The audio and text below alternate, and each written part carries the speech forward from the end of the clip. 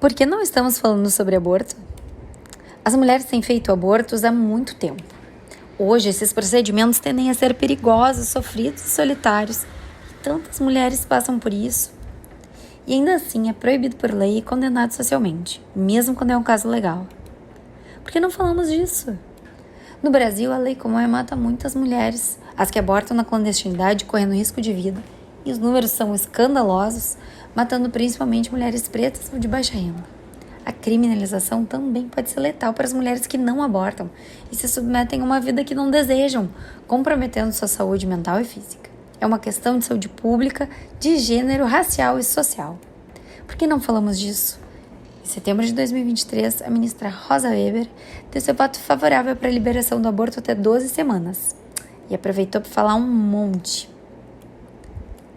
No entanto, o julgamento está parado, o que não é de todo ruim, pois as votações estavam sendo online e o tema merece ser presencial, com manifestações e debate público, que ajuda muito na aprovação. Por que não estamos falando disso? É tão necessário agora, no momento que já vislumbramos a votação da liberação.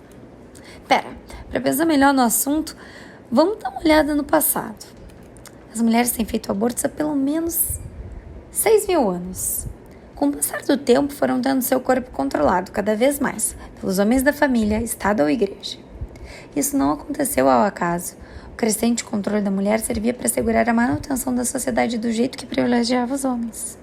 A mulher já era considerada propriedade nos casamentos e tinha algo fundamental para a manutenção da sociedade, a capacidade de gerar pessoas. Ao passo que seu corpo e trabalho na casa foram sendo percebidos como fundamentais, ela era cada vez mais controlada para seguir essa função. Nesse sistema, sem receber qualquer remuneração, ela gera e cria seres humanos. Estudiosas como a Silvia Federici percebem esse controle na Europa desde a Idade Média, momento em que até as reuniões entre mulheres eram vistas como perigosas.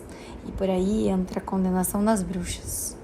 Mulheres que tinham sabedoria das ervas, conheciam a saúde das mulheres, faziam partos e abortos, não eram casadas, saiu do controle e conversavam. Eram perigosíssimas para a patotinha masculina. Bruxas. A perseguição das bruxas ia isolando as mulheres. Todas eram suspeitas e cada vez mais ficavam em casa, com medo de conversar com outras mulheres, com receio de sair do padrão estipulado pela igreja e pelos homens e de serem queimadas na fogueira por isso. Cada vez mais ficavam nas tarefas do lar. E os homens, cada vez mais dominando a vida pública, decidindo em nome de todos, todas e todos. Criando um jeito só deles de dominar, e em todos os lugares do mundo onde chegaram, passaram a dominar dessa forma, e bem racista também. O que dizia respeito às mulheres ficava com menos importante nas decisões políticas, ou nem eram consideradas, incluindo a saúde e uma vida plena. E o mesmo acontecia com povos não brancos, LGBTQIA+, ou de alguma forma fora do padrão hegemônico. Podemos ver os impactos dessa forma de fazer política nas diferenças salariais, nas políticas de saúde, na violência obstétrica, na naturalização de diversos tipos de exploração e violência. São incontáveis marcas. De forma direta ou através de constrangimento, exaustão, negligência ou outras opressões, a sociedade criada com essa forma de política foi definindo muita coisa para as mulheres, como as possibilidades políticas, modos de viver, o que dizer e até o que vestir. Aqui foi muito resumidamente a história do controle do corpo da mulher. Mas aí, para chegar mais perto do nosso contexto, é Brasil, período Vargas. A criminalização do aborto está prevista no Código Penal de 1940. Faz tempo, hein? Período em que, depois de muitas lutas, as mulheres tinham recém começado a votar. 1932, e a primeira mulher tinha sido eleita em 1934.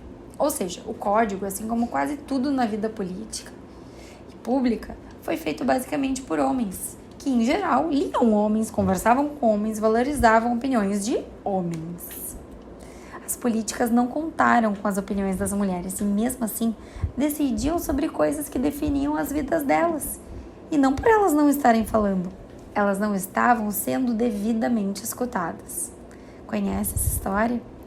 E se pensa, nos anos 40, quais eram as chances de ser diferente? Pois é, mas e agora, 2024, tem cabimento de que se mantenha a opinião dos homens e a decisão dos homens sobre os nossos corpos, autonomia e desejos de vida? Considerando isso, vamos pensar juntas? Quais as políticas sobre aborto onde vives? O que tu pensas delas? Sabes o que pensam tuas amigas, irmãs, companheiras, mãe, avós, tias, dindas, primas médicas sobre esse assunto? Será que elas têm alguma história para te contar? Já passaram por isso? Sabem de estratégias para a saúde da mulher? Essas conversas podem ser transformadoras para as vidas das mulheres e para a criação de redes de solidariedade. Só a sensação de não estarmos só já valeu a conversa.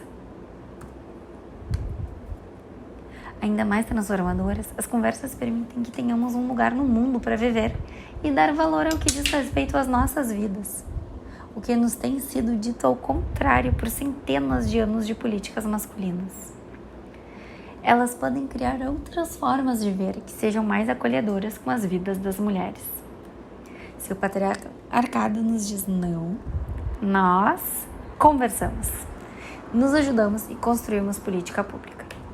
Dessa vez, decidimos nós. Juntas somos gigantes. É pela vida das mulheres.